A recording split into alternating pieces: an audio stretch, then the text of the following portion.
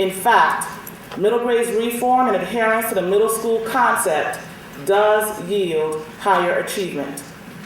And while structural changes such as class schedules and structure of teams are necessary, they are not sufficient to accomplish all that needs to be done. We need to focus on rigorous curriculum, effective instruction, and multiple forms of assessment. We also need targeted ongoing professional development for middle-level educators. And this is deep, meaningful work because it really takes into account revisiting your purpose, revisiting your goals, revisiting, your practices, and making some decisions, if necessary, about what works and what doesn't work. And truthfully, with this type of approach, results are not seen overnight. Changes cannot be done overnight.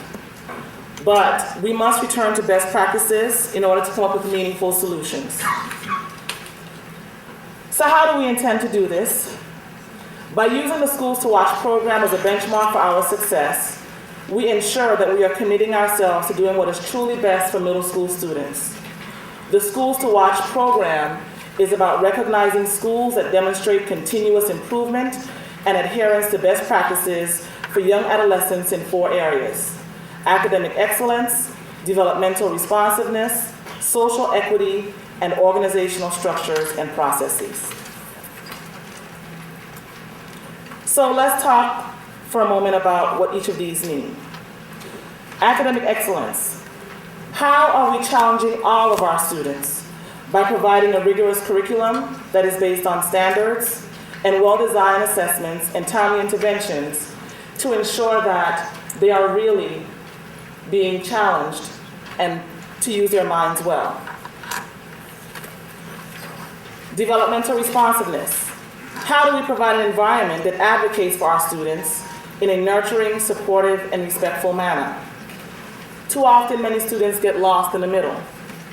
Think about it. If you are a middle school teacher, you have students in your classes who they are often absent, they make B's and C's, they don't cause any disruption, and so for those students, you mark them present, they may never ask questions in class, but they come to class every day, and so, the period goes by and, they're in class, but really, what do you know about that student? These are students who are often in the middle because they are not behavior problems, because they're not they don't have attendance issues, because they're not failing. Sometimes they can kind of fade into the background because your attention may be placed on some of those kids who are, challenging in some ways, or because you're really focused on helping those students who need that extra support. But if we are truly developmentally responsive, it means that every child in the building is connected to at least one adult in the building throughout their middle school career. Social equity. How do we provide opportunities for all of our students to do well? How do we support our students with exceptionalities, our students who are second language learners? How do we ensure that we are equitable in our rewards and consequences for all of our students? Again, this is not about checking programs or practices off a list generated from central office.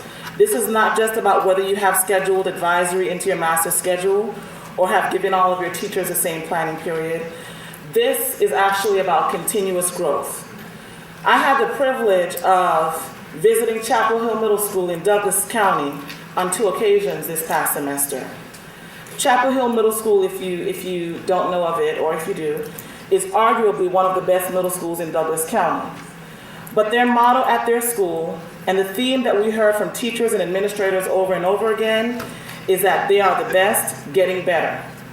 What I saw at Chapel Hill, as there are schools to watch, is that they are still on a journey to make their school, their administrators, their teachers, and their students better. In fact, one of the teachers said, we may be a great school, but we're not there yet. There are always ways to improve. And if they continue to have that mindset, I have no doubt that they will in fact remain the best, but will keep getting better. For For some of you, you may have heard about middle school transformation, but still may not be certain of who we are and what we're trying to do. So let me first start by saying that our goals are in line with your goals. And that will become even more apparent this week as you work with Kara and Michelle to develop your plans in the transformation team sessions. For those of you planning your advisory program, you'll also see that you will create the plan for advisory based on your school's needs.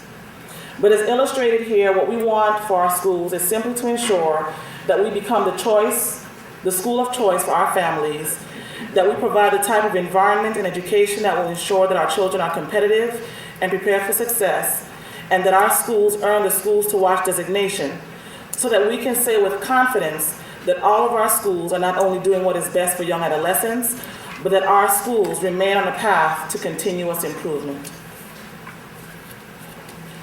Yet none of us can do this work alone. Our success is irrevocably tied to your success, and your success is tied to ours as well. To clearly define our roles, I would say that middle school transformation is here as a resource for you. We are here to provide support, tools, and resources. We are here to work alongside you as you embark upon this journey. And your role is to implement the program recommendations as approved by your respective executive director of schools, and to communicate program challenges, successes, and evaluation data. Your role is also to ensure that you provide the individuals who will participate in the professional development sessions that will provide continuous exposure to best practice research and opportunities for collaboration.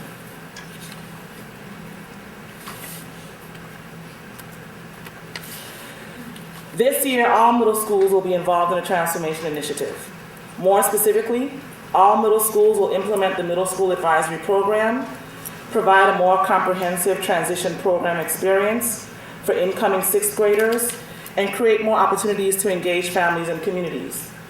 Please understand that we're not saying that you're not doing this. We know that many of you, most of you, already provide a very comprehensive approach to transition.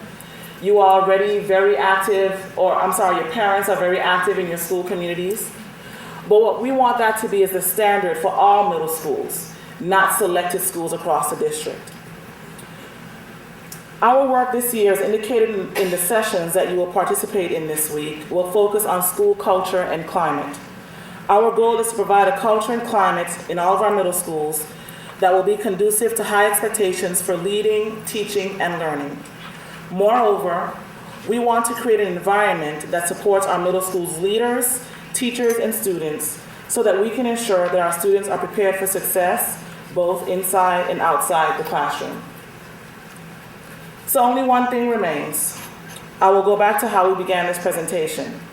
At the end of the 8th grade year, a child has approximately 2 million minutes before high school graduation. So let's rewind the clock a little bit more. Because at the start of the 6th grade year, a child then has approximately 1.5 million minutes before entering high school. So please, let's make that time count. The clock is ticking. Are you ready? Thank you.